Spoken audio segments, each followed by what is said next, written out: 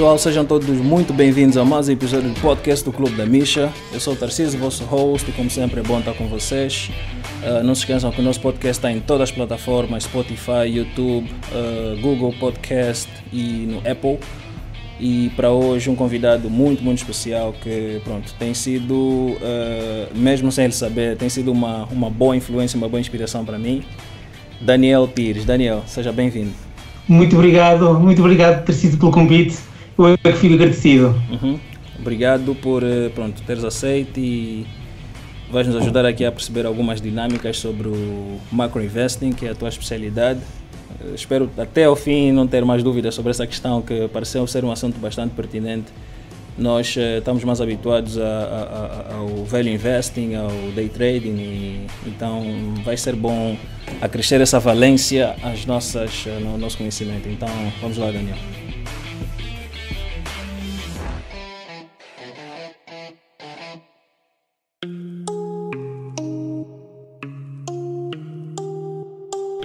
Para começar, Daniel, eu queria que tu falasse um bocadinho sobre quem é o Daniel Pires, principais atividades e o que é que tu tens feito. Ora bem, como tu sabes, sou Daniel, sou um engenheiro, sou empresário na área de engenharia e depois também tenho muitos negócios e também tenho muitos hobbies, que é o meu canal e também Instagram, em que dedico esse meu hobby a ensinar a investir nos mercados financeiros. Ok. Então eu já soube através de um dos vídeos que o investing não é a tua atividade principal, não é? Tens alguma coisa em paralelo que tens os teus negócios, as tuas engenharia de construção, certo? É na área de construção e projeto, sobretudo projeto e fiscalização de obras especiais. Ok. Mas como investidor já há 10 anos, certo? Mas comecei a investir em 2006 e na altura não sabia nada e peguei 1.000 euros na altura e investi nas duas empresas que conhecia da rua, que era a EDP, Energia de Portugal e Sonai, ou seja, fui até um banco, até um balcão e pedi para comprar 500 euros em Sonai e EDP sem saber nada de bolsa. Na prática, foi assim como me iniciei a investir na bolsa. E uma questão, Daniel, mais de 10 anos na bolsa, como é que tu avalias os teus resultados? São sólidos, são corretos, porque, como te disse, quando aprendi que o que nós devemos focar é na perda e não nos ganhos, aí é um mindset completamente diferente. O verdadeiro truque do investimento é o tamanho de posição, é a nossa perda, porque quando nós chegamos a uma altura em que temos mais de 20, 30%, é muito difícil recuperar essa perda. Bem visto. Então, no cômputo geral, depois como disseste bem, dessa trajetória no mercado de investimentos ou mercado internacional. Assim, eu vou dizer uma coisa, eu vou ser milionário, não tenho dúvida, eu não sei a quando, mas vou ser. É uma questão de tempo, não, fico é uma questão de tempo, é uma questão de tempo, percebes? Só de tempo, para nada. Pois. Então, antes de entrarmos no assunto do macro-investing, descobrir o que é, as principais características, algumas estratégias também, eu queria saber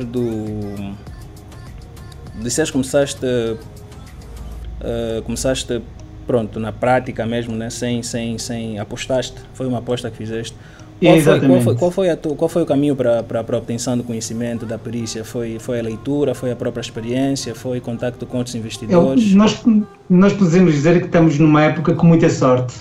E porquê que digo isso? Porque desde 2006, 2007, 2008 existe muita informação na internet. E desde que apareceu o YouTube, a partir de 2011, a informação, de certa forma, explodiu. Ou seja, nós tivemos acesso, ou pelo menos acesso, a muita informação. Ou seja, eu fiz os passos que quase todos os investidores começam. Primeiramente, é comprar ações que conhecem do dia-a-dia, mas não entendem os seus fundamentais. Depois, claramente, vão a muitos fóruns, como eu ia a muitos fóruns portugueses e também estrangeiros, e tentava aprender com eles, e comecei pela pior técnica de todas, que foi através da análise técnica. Comecei por aí, em que aprendi o stop loss e essa treta toda. Infelizmente digo que foi a pior coisa que fiz na minha vida, foi ter começado pela análise técnica, e depois esse bichinho era tão grande que comecei a aprender outras técnicas, como análise quantitativa, análise fundamental, mas fiquei completamente apaixonado pela análise macroeconómica, que para mim foi o que deu sentido a tudo. Ou seja, investir para mim, a partir de macroeconomia foi o ponto de reversão, que eu digo, é aqui que me tinha que focar. Okay. Na prática fiz. Então, o macroinvesting, o que é e quais são... Primeiro começamos pelo que é, a tua definição daquilo que é. Na prática é antecipar-se a tendências. Okay. Faz de conta de uma coisa que é muito importante. Faz de conta que vende gelados. Okay. E digamos que há falta de máquinas de gelo. O que é que vai acontecer aos teus gelados? Vai subir de preço. Ou seja, se tu souberes que vai haver falta de máquinas de gelados na tua zona, o que é que vai acontecer ao preço do gelado? O gelado vai subir. Na prática, tu estás a antecipar uma tendência de preços. Outra coisa é tentar perceber o que realmente faz mover uma ação. Eu vou contar aqui uma história que é interessante. Eu li essa história numa das biografias do Druckenmiller, que foi um sócio do George Soros, um dos maiores investidores de todos os tempos. E o Druckenmiller foi trabalhar para o George Soros nos anos 80 e George Soros indicou um trabalho a Druckenmiller. Eu quero que tu analises essa ação bancária. Druckenmiller tinha vindo de um banco de investimento e fez um relatório com 200 e tal páginas. George Soros pegou no relatório de todo o lixo e disse: a única coisa que quero perceber é o que é que faz subir e descer essa ação. E na prática, o que é que tentou dizer o George Soros? Temos que encontrar os drivers principais. Na ação bancária é fácil, são os yields de referência. Se a yield sobe, os bancos sobem, se a yield desce, os bancos caem. E nós só temos que tentar perceber para onde é que vão os yields nos próximos anos, para tentar perspectivar para onde é que vão os bancos para os próximos anos. A mesma coisa se trata de ações de construção, temos de saber como é que está a construção ou a tendência de construção na Europa. Se vai subir, claramente que os construtores vão ter mais trabalho. O que é que vai acontecer aos resultados? Vão aumentar. O que é que vai acontecer à ação? Vai subir.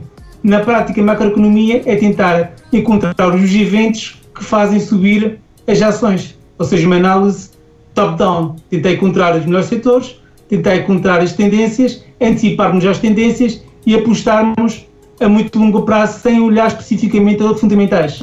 Ok. Então estamos a falar aqui de aspectos macro, estamos a falar de aspectos políticos, aspectos sociais, aspectos económicos. Exatamente. Então, pois, começa a fazer sentido agora. Mas, Daniel, imagina, por exemplo, que isso acontece muito, a pessoa tenta estar dentro daquele ambiente macro, né, por assim dizer, por exemplo, commodities, e quer saber se haverá exploração de energias, para onde é que a exploração de energia está-se a dirigir. Desde a altura em que a pessoa... Pronto, eu ouço muito que quando a informação chega às pessoas comuns, entre aspas, já é muito tarde, né? Já é muito tarde. Dizem isso. Então, esse timing, desde a altura que a pessoa percebe-se de uma tendência que vai acontecer ainda, até a altura em que capitaliza, ainda é tempo suficiente para ter ganhos? Depende se souberes fazer gestão de risco ou de posicionamento. O que acontece muitas vezes é que não basta só tentarmos descobrir qual é a tendência da ação, porque muitas vezes estamos errados. Por exemplo, fiquei errado em várias ações e se não fosse a minha gestão de risco eu ia perder muito dinheiro. Por isso temos sempre a gerir as nossas posições, ou seja, o que é que eu digo sempre? As tendências continuam a amplificar-se. O que é que nós temos de fazer é fazer, de certa forma, uma gestão do nosso capital de trailing stop, de certa forma, para não perdermos os ganhos. Ou seja, a gestão de risco e de capital é quase tão importante quanto escolher a ação, ou até mais. Porque é uma coisa que eu digo sempre, a única coisa que nós controlamos é o dinheiro que nós colocamos numa ação e quando nós saímos. Nós não sabemos se a ação vai subir ou vai descer, nós não vamos saber se vamos conseguir entrar com solipagem ou não, nós não vamos saber se a ação vai fazer zigue-zagues, só sabemos uma coisa, o dinheiro que colocamos, o dinheiro que retiramos. Mais nada. Ou seja, são as únicas coisas que controlamos. O resto nós não controlamos, por isso o mais importante de tudo é o tamanho de posição. Eu acho que o tamanho que nós apostamos no investimento é o que vai caracterizar a nossa rentabilidade na prática. Por exemplo, nesse domingo não, há 2 dias atrás fiz um vídeo sobre um investidor que é o Michael Burry, em que na prática ele concentrou-se muito numa ação, que foi a Google, que sabe que não lhe vai dar problemas. Ou seja, essa ação apostou quase 35% do seu portfólio nessa ação, porque sabe que não lhe vai dar problemas. Nas outras, a possibilidade de ganho é muito elevada. No entanto, qual é o tamanho do seu portfólio nessas ações? 1%, 0,5%, 2%, ou seja, não mete lá muito capital. Ou seja, a alocação de capital eu acho que é também um dos grandes truques para conseguirmos sobreviver, porque eu acho que o mais importante que a rentabilidade é sobrevivermos aos mercados, porque se conseguirmos sobreviver, o ganho vai ser uma consequência de nós conseguirmos levar a êxito. Também outra coisa que eu digo sempre, se nós conseguirmos sobreviver aos tempos maus, quando vier a bonança tudo sobe, ou seja, é aí onde realmente ganhamos dinheiro nas bonanças, mas temos que conseguir sobreviver às grandes tempestades. Na prática é isso. Pois é. E eu concordo quando diz que, por exemplo, em Angola agora, Angola é um país maioritariamente vive do petróleo, né? Então as grandes empresas são todas desse ramo. E aconteceu aqui o seguinte, por causa dessa questão toda que tivemos, né? Estamos a ter agora, mas já começamos a dar, as empresas começam a dar cartadas sobre o retorno às atividades.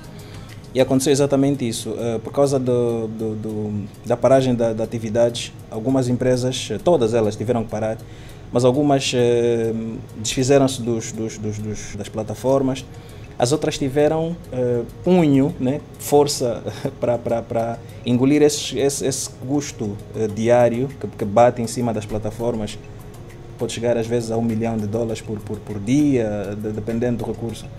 Mas agora que estão a voltar, aquelas que tiveram peito para aguentar a crise, né, que estavam com custo sem revenue nenhum, agora são as mais rápidas também a voltar às atividades. A quebra de petróleo na Angola, durante a crise da pandemia, foi entre 20% e 30%, ou seja, houve uma quebra substancial de produção e a partir de março a produção em Angola de petróleo começou a crescer. Claramente que as receitas dessas empresas e também lucro vão começar a aumentar. Exatamente. Ou seja, eu posso dizer que nessas crises é onde se faz verdadeiramente muito dinheiro. Exatamente. É nessas crises, porque quem tem cash é rei. Exatamente. Quem tem dinheiro é rei. Exatamente.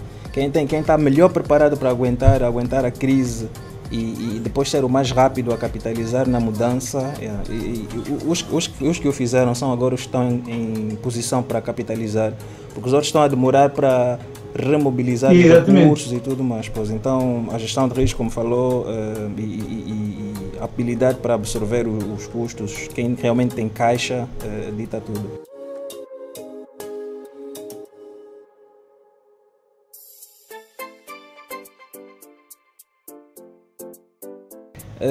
Daniel, quando tu dizes, falaste de alocação, eu queria saber, dentro da tua alocação, é só macro investing ou tem uma mistura de estratégias? Eu posso dizer que eu sou multifacetado. Quero dizer com isso, pensa no mercado, toda a gente diz que, como é que é de explicar? Quando tu compras uma ação, por exemplo, X ou Y ou Z, são todas correlacionadas. O que é que acontece? O que é que aconteceu, por exemplo, aqui no Covid, aqui na pandemia? Todas as ações caíram, ou seja, a correlação delas foi quase 1. A única forma de não teres correlação com o mercado é teres vários tipos de estratégias, ou seja, estratégias de pânico, estratégias de value investing, estratégias de arbitragem, estratégia long short, estratégia macro investing, ou seja, eu considero que uma diversificação de carteira não é por ativos, mas sim por estratégias. E, ou seja, na prática, qual é o meu conselho? Aprendam tudo, aprendam a fazer análise técnica, embora não consiga muito, porque não gosto muito, análise estatísticas, fundamental, macroeconómica, muita arbitragem, long short, aprendam todas as técnicas possíveis, porque a única forma de diversificar a vossa carteira é através de múltiplas estratégias. Pensa no teu caso. Por exemplo, tens aqui o Clube da Misha, é uma fonte de rendimento, por exemplo. Tens outros negócios, são outros fundos de rendimento. Se uma cai, as outras compensam. Exatamente. Ou seja, se tudo tivesse virado para um ponto, se uma caísse, todas caíssem. Ou seja, nós temos que diversificar as estratégias, porque só assim é que conseguimos sobreviver. Pois. E como disse há pouco tempo, se nós conseguirmos sobreviver nos tempos maus, quando vierem os bons tempos, tudo sobe e é muito mais fácil. Ok, interessante. Yeah. E Daniel, sendo uma pessoa que fundamentalmente, disseste que usa as outras estratégias, mas fundamentalmente macro-investing, consegues diversificar no que toca a setores também, ou isso obriga-te a focar em um setor com mais ênfase? Não necessariamente, porque uma das coisas que tem o macro-investing é porque o macro-investing é muito contrarian. O que é que significa isso? Significa que normalmente temos uma posição contrária ao mercado. Ou seja, eu tento sempre ver onde é que há mudanças de ponto de inflexão. Por exemplo, no retalho, o que aconteceu no retalho europeu, as margens de lucro encurtaram muito. Qual é o sinal em que as coisas vão melhorar? Quando há uma inversão de tendências das margens de lucro de vendas das empresas de retalho. Porque desde 2017 para cá, o que é que tem acontecido às margens? Caído. O que é que tem acontecido à cotação das empresas de retalho? Tem caído. Mesmo levando as vendas. Ou seja, qual é o driver aqui? Como disse há bocado, nós temos que encontrar o driver das empresas. Por exemplo, empresas de retalho, são as margens de lucro. Empresas bancárias, são as yields. Empresas ligadas à siderurgia, é o preço do aço do ferro. Empresas, por exemplo, de minério de qualquer coisa, é o preço do próprio minério. Ou seja, o foco do macro-investing é tentar encontrar qual é o elemento que manda na ação. E se nós encontrarmos o elemento, conseguimos, de certa forma, anteciparmos ou conseguirmos encontrar aquela mudança de curva. E quando nós encontramos quase o fundo do mercado, embora raramente consigamos encontrar, conseguimos, de certa forma, ter grandes lucros. Ok. Eu vou fugir aqui um bocadinho do script que eu tenho para fazer uma pergunta que veio à mente agora e não quero esquecer. Falaste agora, por exemplo, das empresas, imagina, aqueles que fazem B2C, depois aquelas que vão atrás, que, sei lá, provedores de matéria-prima, por exemplo, e tu disseste, por causa da tua estratégia, precisas olhar para as duas, né? Por exemplo, se alguém vende mochilas, tens que olhar para trás quem fornece a matéria-prima. E depois também nas commodities. Como é que é a diferença entre essas empresas? Vou-te explicar uma coisa, por exemplo, o ferro. Quem é o maior consumidor de ferro do mundo? É a China. Para que é que precisa do ferro? Para carros. Como é que se vendem carros? Com crédito subprime. Ou seja, se nós vemos o crédito subprime a subir, significa que a venda de carros vai aumentar, significa que o consumo de aço vai aumentar. O que é que vai acontecer ao ferro? Vai subir. O que é que vai acontecer às empresas siderúrgicas? Vão subir. Existe sempre uma causa e efeito. Na prática, nós temos que ser umas bibliotecas andantes, temos que andar sempre a aprender, porque também temos que ser humildes e é por isso que temos que cortar perdas, porque nós não sabemos tudo. Ou seja, pode existir elementos da nossa teoria de investimento é que nos falta qualquer elemento. Isso pode ser diferença brutal. Vou-te contar aqui uma história que aconteceu em 2018. Ouvi uma notícia da Bloomberg em que uma empresa chinesa tinha subido 1000%. E o que é que fazia essa empresa? Fazia cátodos de elétrodos para fundição de siderúrgicas. E porquê é que eles subiram? Fui ver atrás da notícia. Porque a China começou a implementar uma política ambiental muito rígida, ou seja, as centrais de usinas de carvão poluem muito, ou seja, há uma conversão para as usinas elétricas. O que é que significa? Maior consumo de elétrodos de carbono. O que é que faz? Acontecer essas empresas explodiram e o que aconteceu às empresas de elétrodos de carbono. Ou seja, nós temos que tentar, de certa forma, olhar para várias notícias e ver, será que vai ter algum impacto no futuro? Muitas vezes acontece isso, por exemplo, a eletrificação dos carros elétricos. Toda a gente está a olhar para as baterias de automóveis. Eu olho para outra coisa. Se 50% dos carros, faz de conta que atualmente 99% dos carros no mundo são a gasolina.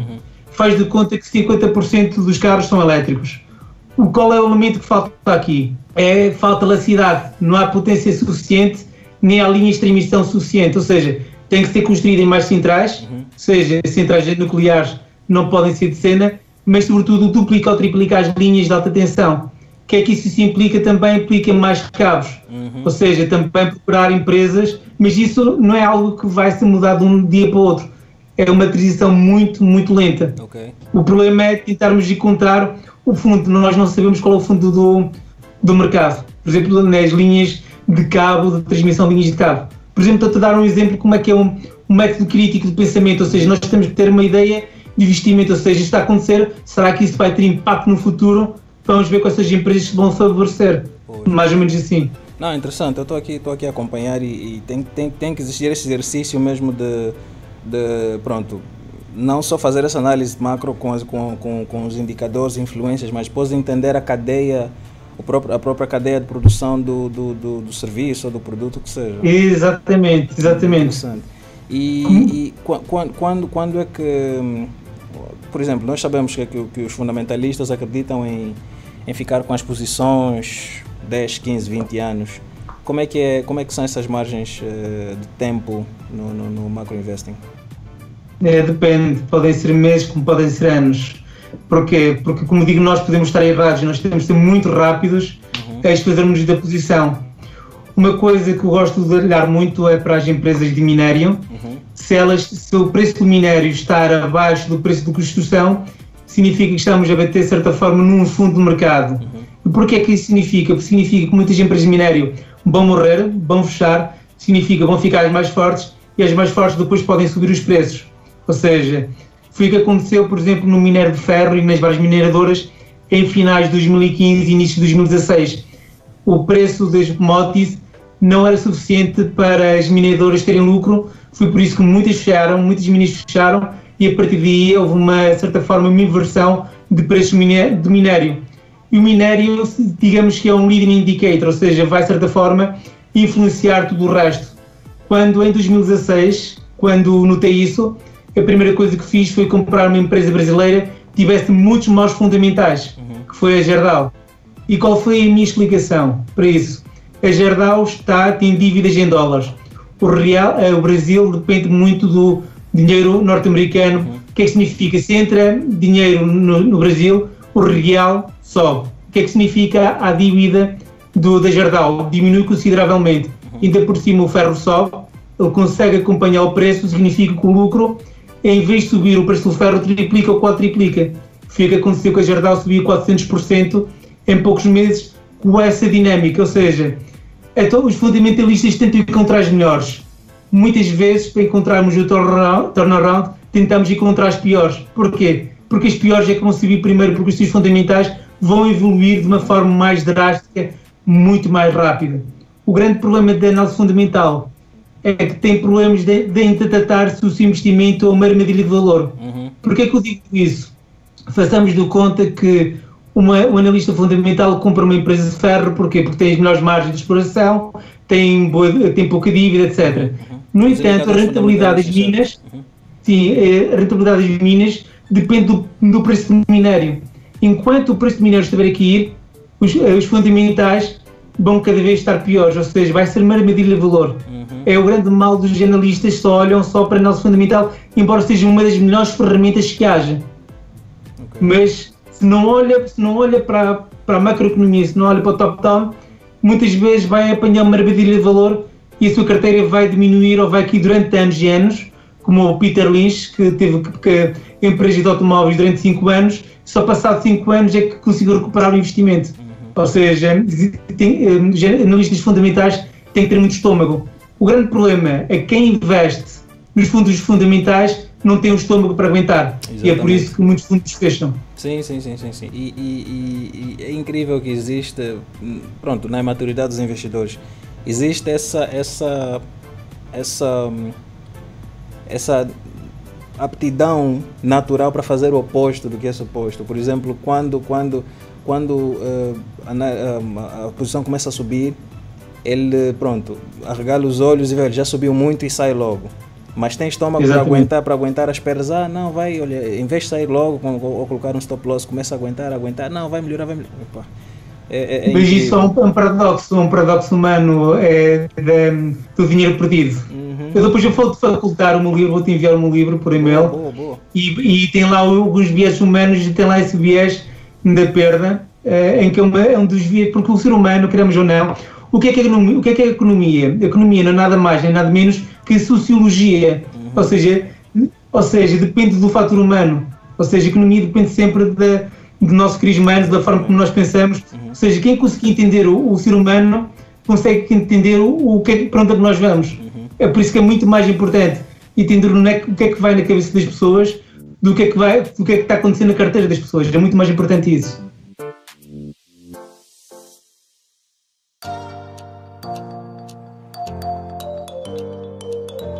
tem aqui alguns assuntos que eu queria, não sei qual eu queres falar primeiro. Queres falar? Eu queria saber o que é que tu sabes sobre Angola, sobre a economia do nosso país, se há alguma coisa que possas pincelar aqui. Queria também falar sobre o teu livro. Qual deles é que queres falar primeiro? Assim, eu falava se calhar sobre o último, mas deixava se calhar para o final, porque o tema de Angola é muito interessante. Vamos lá então. E as notícias que eu tenho não são animadoras. Mandei. Porquê? Porque as exportações de Angola atualmente são 92% a crudo.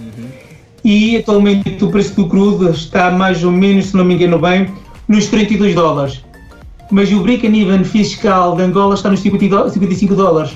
O que é que isso vai acontecer? Significa que vai ter que haver uma inflação monetária, ou seja, uma desvalorização cambial para o Estado angolano conseguir cumprir com os ordenados da função pública e outros gastos. Outra coisa importante que vocês têm que saber é que o país que mais compra petróleo, Angola, a China, certo, ele não compra a preço de mercado, mas sim com preço de desconto. Ou seja, é por isso que a balança comercial do Estado angolano cada vez vai ser pior e cada vez vai ser pior o câmbio entre o dólar e o kwanza. Por isso o meu conselho é tenham dólares. É o meu conselho principal em Angola, consigam dólares, porque as coisas, se continuarem assim, a tendência é para uma maior desvalorização do kwanza frente ao dólar. Pois. O que nós sentimos aqui em Angola e pronto, é capaz de haver alguém com mais propriedade para falar isso, né? Um economista que conhece bem a nossa realidade. Mas a grande questão falaste bem da dependência da exportação de 92%. Nós temos uma agenda que não se cumpre, fundamentalmente por causa dos benefícios que cria para uma classe de pessoas, né, infelizmente. Mas a agenda não se cumpre. Nós falamos muito sobre diversificar, sobre dois assuntos que são muito pertinentes, que é a diversificação e é a autonomia, não é? Que é depender menos, porque nós temos essa taxa de dependência do único produto, que é o crudo, e temos outra também que preocupa, que é a taxa de importação de produtos. Tudo o que se consome aqui é importado. Então, nós temos esses dois fatores a mercê dos parceiros internacionais. Sabes o que é triste, Tarcísio? Que vocês têm um dos maiores campos planos cultiváveis do planeta. Exatamente. Ou seja, em questões agriculturais e de agricultura, vocês são uma potência. Só que atualmente é muito difícil empresas estrangeiras investirem em Angola em questões de agricultura. Existem algumas que são israelitas, no entanto são joint ventures muito específicos. No entanto, Angola é um portento em questões agrícolas, sem dúvida nenhuma. Quando começarem a liberalizar a economia, caso isso aconteça, a agricultura vai ser um dos focos e acreditam que a vossa dependência no petróleo vai diminuir. Porque as colheitas em Angola, vocês conseguem fazer várias safras ao ano. Isso é muito importante. Pois é. E pronto, como se olharmos para trás, há evidências disso, não é nada novo. Nós já a agricultura, a exportação de produtos agrícolas ocupou uma posição muito importante na economia de Angola nos outros tempos. E não capitalizar nesse sentido é difícil de entender porque é que fazemos isso. Seria uma benfeitoria para todos e daria-nos mais agilidade para trabalhar nesse sentido. E também o que falaste bem, o que falaste dessa dificuldade acrescida para outros players entrarem no mercado de Angola, exatamente, passa novamente sobre aquilo. Todas as empresas que atuam aqui, de uma forma ou de outra, precisam, não vou dizer beneficiar, mas atender interesses que não são exatamente aqueles que nós conhecemos, não é? Então há interesses acrescidos e isso atrapalha realmente quem quer trabalhar de forma legítima, né? Nosso objetivo é fazer dinheiro, massificar e criar benefícios, ou dar resultados. Olha, não, mas também temos que favorecer aqui e ali, olha. As pessoas simplesmente viram as costas. Nós tivemos agora um capítulo com o mais recente, acho que foi com o mais visível também, que falou-se muito na mídia. Foi com empresas de telecomunicações. Tentaram entrar aqui para massificar o setor e oferecer mais valia e pronto, simplesmente não aceitaram trabalhar nas condições que nós impusemos e foram-nos embora. Sim, assim, atualmente a Unitel tem um monopólio de comunicações em Angola e digamos que é uma minadora para quem é acionista. Agora pensa uma coisa, achas que as pessoas que têm interesse no Intel querem largar essa mina de ouro? Claro que não querem, não é? E também relativamente à liberalização da economia de Angola. Também há que reparar que a democracia em Angola é muito recente, ou seja, vocês saíram do conflito mais ou menos em 2002. Ou seja, as coisas evoluem, como tu disseste, tem que evoluir aos poucos, mas tem que evoluir pouco a pouco, as pessoas têm que, de certa forma, ser dinâmicas. A última vez que eu estive em Angola foi em 2012 e fiquei muito surpreso que as pessoas têm iniciativa económica. Eu via muitos vendedores na rua. Exatamente. Isso é um sinal que as pessoas são empreendedoras. Elas não ficam à espera que as coisas aconteçam. Porquê? É necessário levar comida para casa. Ou seja, é por isso que eu acredito que o povo angolano tem a capacidade de ser economicamente viável, ser empreendedor, mas também necessita de uma ferramenta como tu tens, o Clubes da Misha, que tenta, de certa forma, educá-las financeiramente. Certo. Porque se as pessoas não são educadas, se não têm aquela... Por exemplo, eu invisto sem investir porque eu perdi muito tempo na minha educação, em investimentos. Se eu não tivesse tempo investido, certeza que eu tinha perdido todo o dinheiro que eu tinha investido e falava muito mal da economia. Certo. Ou seja, é preciso, de certa forma, que as pessoas sejam educadas. E isso não é algo que acontece de um dia para o outro, é uma bola, um efeito bola de neve. Certo. É preciso meios de comunicação, é preciso muitos clubes da Misha em Angola, é preciso muitas tertúlias, mas também uma mentalidade diferente. Ou seja, 90% das pessoas em todo o mundo pensam de uma maneira. Basta quem é que se safa? São os outros 10%, 1%. Porquê? Porque pensam diferente. E pensam diferente porquê? Porque lhes apareceu na cabeça? Não. Porque tiveram acesso a informação e educação. É por isso que eu digo, é necessário muita educação. Eu como digo sempre, eu vim de um país, eu considero Portugal um país socialista. Eu digo graças, eu ainda digo, embora eu não seja socialista, digo, a minha sorte foi o Estado ter-me pago a educação, porque permitiu-me ter ferramentas para ser autossustentável. No entanto, eu tive que ser uma pessoa crítica porque queria mais conhecimento, ou seja, as pessoas têm que andar à procura de novos conhecimentos, não podem parar de aprender. Qualquer coisa tem que ser uma nova aprendizagem, não é? Como digo, nós temos que estar abertos à leitura. O Warren Buffett dedica 90% do seu tempo não é a ler sobre empresas, é informar-se sobre tudo, como o Charlie Munger, Jim Rogers. Eles são grandes investidores, porque eles dependem 90% do tempo, não é ler relatórios, mas sim ler sobre tudo e mais uma coisa para perceberem como é que funciona uma indústria. Ou seja, é por isso que a educação é demasiado importante. Descurarmos de educação, descurarmos de tudo. Falando um bocadinho da Bolsa de Valores portuguesa, o volume de negócios, ou a economia de Portugal em geral, alguns aspectos que podemos aqui pincelar. Há uma publicidade portuguesa que é o do azeite de galo, que a publicidade diz azeite de galo desde 1899.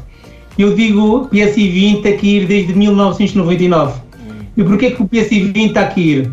Porque as condições económicas portuguesas estão a declinar, estão a cair. Porquê? Ao aumento de impostos, ao aumento de burocracias, ao aumento de legislação, e isso impede o dinamismo empresarial. Claro. O que é que vai acontecer? As pessoas vão ter menos poder de compra, vão ser mais pobres, e o que é que vai acontecer às empresas que funcionam dentro do mercado português? A sua tendência é terem menos receitas. Ou seja, a minha perspectiva de Portugal não é boa, é muito sombria, aliás.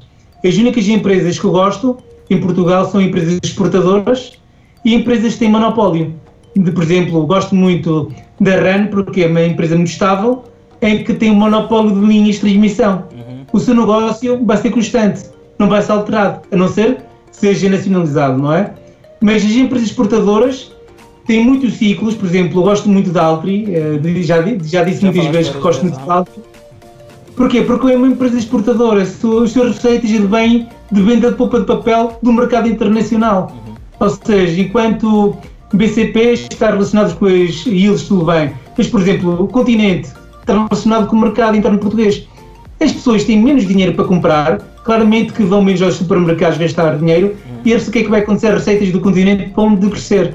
Ou seja, desde que nós entramos para o euro, digamos que o Estado português só soube fazer uma coisa, que foi aumentar impostos, e claramente que isso retira muita flexibilidade empresarial. Ou seja, o que eu noto em Portugal e sobretudo na Europa é que mais vale investir nos Estados Unidos. Porquê? Porque existe dinamismo empresarial na Europa, a tendência é que haja, de certa forma, um aumentar de impostos. E porquê? Por causa do euro. Os governos não conseguem desvalorizar a moeda para pagar os seus gastos. A única forma de ter o seu recurso é aumentar impostos. E também temos essa outra problemática, que é a corrupção europeia, que impinge legislações favoráveis a empresas alemãs ou francesas. Por exemplo, em Portugal, somos obrigados a colocar maquinaria com uma rentabilidade de 90% num país em que a temperatura média é 25 graus. Ou seja, a legislação está feita muitas vezes para temperaturas de 5, 20 graus negativos. Estou-te a dar um exemplo, como é que funciona. As coisas são pensadas muito em cima do joelho para os países nórdicos e não como um todo. É por isso que eu sempre recomendo as leituras de Nassim Taleb. Por exemplo, o seu último livro, que é fantástico, é Pleno Risco, que indica que grandes colossos não se vão manter por muito tempo. É por isso que não acredito que a Europa vá durar séculos. Não acredito isso. Pode durar 100, 200 anos, 300, 400, duvido. Porque as fraturas vão começar a aparecer.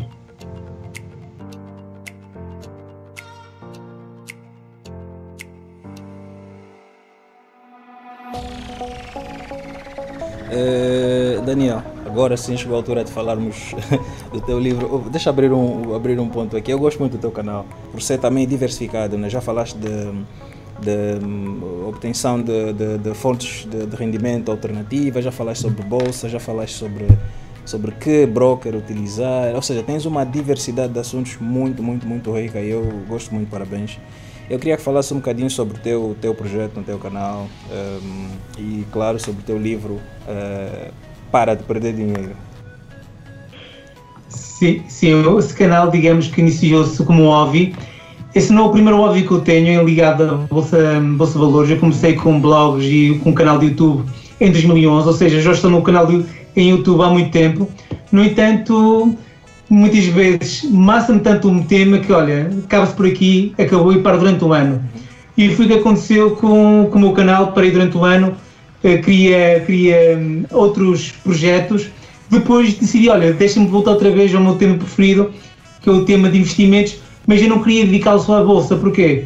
Queremos ou não, um tema um bocado aborrecido, Bolsa Valores. Quis dedicar a outras coisas que eu gosto, poupança, investimento, empreendedorismo, fontes alternativas de receita, porque a coisa que mais me diverte é ganhar dinheiro. Mas porquê? Porque não é uma questão de querer tê-lo, mas porque divirto-me em ganhar dinheiro. É um hobby para mim ganhar dinheiro. Por exemplo, eu tenho um objetivo que é todos os dias tenho a ganhar dinheiro em qualquer coisa, nem que seja a vender produtos usados no OLX, porque divirto-me imensamente. Mas embora o meu canal esteja muito focado para a Bolsa de Valores, porque é aquela parte que mais domino. O livro, esse aqui, o Para de Perder Dinheiro, que aliás vou-te enviar por e-mail. Agradeço. Quando vieste para Portugal, dou-te a mesma coisa. Agradeço. Este aqui é o meu segundo livro. Eu interessei-me bastante, vi no site, fiquei curioso para saber o que é que falava, mas agradeço. Eu vou-te enviar por e-mail. Obrigado, e vais gostar muito, porque fala muito sobre macroeconomia, mas também fala sobre estratégias muito particulares que eu não falo ou não gosto de falar, porque são ou muito potentes ou não deviam-se falar nos mercados, não é? Sobretudo o meu primeiro livro, que tem muita parte, dediquei um capítulo só dedicado à manipulação de mercados. Eu decidi por bem neste livro não colocá-lo aqui, porque ainda vai haver alguém que vai utilizar essas técnicas e depois o culpado sou eu. Mas vale retirar logo esse foco aqui. Este aqui dediquei muito a análise macroeconómica, muita análise contrária, também muita gestão de risco e construção de portfólio, porque, como disse, não vale a pena muito acertar a ação se tu não te controlas o teu risco. Por isso também dediquei aqui, e tudo o que eu sei, eu 90% sei de gestão de risco, até robôs de cálculo que eu inventei, e a minha folha de cálculo está aqui toda explanada. Quem quiser copiar, olha, faz aqui em folha de Excel, está aqui todas as formas matemáticas. E porquê é que eu fiz o livro? Porque o homem, antes de morrer, tem que fazer 3 coisas: ter um filho, plantar uma árvore e escrever um livro. Certo. Porque os 3, porque o filho dá de gerações, a árvore intemporal e o livro significa que tu dás conhecimento a alguém. Certo. E é por isso que foi um hobby que eu durei muito e o próximo livro não vai ser sobre mercados financeiros, vai ser um bocado mais sobre filosofia que outra coisa qualquer. Porquê? Demorei quase um ano a escrevê-lo, foi uma vez por semana com aquele sacrifício, olha, uma hora um capítulo, teve que ser, e depois teve uma hora na gaveta. Porquê? Não me interessava vendê-lo por vender, porque isso aqui não tem intuitos económicos, por isso não dá dinheiro. Isso é mais um bocado mais de orgulho que outra coisa qualquer. Mais de orgulho que outra coisa qualquer. Eu acho que tem a ver também com o que tu disseste, né? com preencher o propósito, não é? Realmente, exatamente. Realmente faz toda a diferença quando a pessoa sabe que vai dar sequência ao conhecimento e vai influenciar outras pessoas, porque há sempre quem se... Imagina, se tu não fizeres isso, ainda que seja uma pessoa, não vai depois, porque eu, por exemplo, vais dar a mim, eu vou ler, vou absorver, vou de certeza partilhar com outros, e assim já criamos uma cadeia de boas influências. Exatamente. Então, há uma coisa que costumo dizer, é que as pessoas sofrem de assimetria de informação.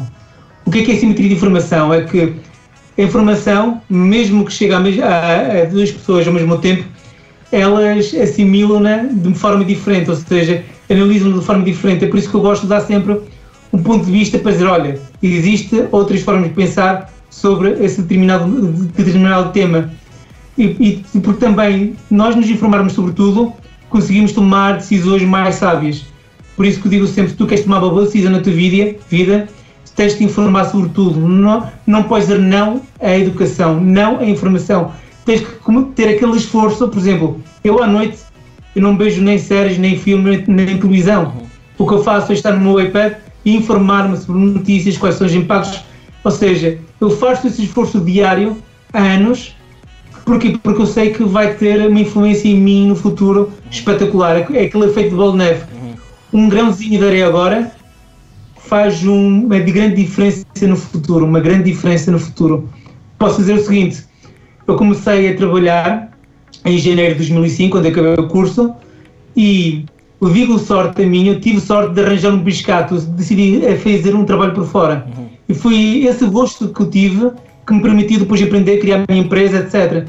Porque tinha muitos colegas meus que nunca quiseram fazer biscatos, à noite, trabalhar à noite, aquele cansaço de chegar a casa às 8 e trabalhar até às 2 da manhã, não quiseram fazer esse esforço, e é por isso que não conseguiram, de certa forma, evolucionar para um segundo patamar, que é ser independente economicamente. E para sermos independentes economicamente, temos que fazer sacrifícios, certo, queremos ou não. Certo, temos que fazer sacrifícios. Bem visto, bem visto. Eu fico feliz quando constato que pessoas que eu gosto e acompanho têm os valores alinhados com os meus, e pronto, eu nem preciso reiterar, agradeço muito por teres tocado esses pontos aqui, e são realmente muitos daqueles que eu também valorizo, e afinal, por isso é que queria muito ter-te aqui para termos essa conversa. Então, agradeço muito, Daniel. Talvez prestes a acabar, eu queria saber se tens algum ponto que querias reiterar, que eu não tenha tocado antes de terminarmos. Sim, o teu site, aprenda a negociar. Não te esqueças do teu site. Sim, é verdade. Vocês se calhar podem vê-lo no meu canal de YouTube, ou www.investidor.club, mas vejam sempre o meu canal de YouTube se vocês gostarem de investimentos. Mas uma coisa que eu não indiquei aqui é aprendam a negociar, porque vai ser e a venderem-se a vocês próprios, porque vai ser uma valência para a vida. Façam esse esforço. Façam esse esforço. Porque nós não falamos uma coisa, que bolsa não dá dinheiro, o que dá dinheiro é trabalhar. Nós trabalhamos para meter a comida no prato, e a bolsa só serve para rentabilizar. Nós não vamos ficar ricos com a bolsa. Certo. Nós só vamos rentabilizar o nosso dinheiro. O que traz riqueza são os nossos empreendimentos, o nosso trabalho. Por isso, tens que aprender a vender-te a ti para teres melhor ordenado, e a vender para conseguires negociar os melhores preços. Tão simples quanto isso. Se conseguiste vender e negociar, 50% do teu trajeto está assegurado. Bem visto, Daniel. Então, mais uma vez, obrigado pelo teu tempo. Pessoal, é tudo o que temos para hoje. Foi muito bom, eu estou satisfeito. Saio daqui com muito mais que aquilo que idealizei no começo. Daniel, muito obrigado pelo tempo que investiste connosco. Pessoal, não se esqueçam que o nosso podcast está em todas as plataformas, YouTube, Spotify, Apple e Google Podcast e também com o nosso parceiro Rádio Mozangala, todas as segundas-feiras, às 8 horas. E pronto. Daniel? Muito obrigado. Muito obrigado pelo convite. Abraço, até já. Tchau, tchau.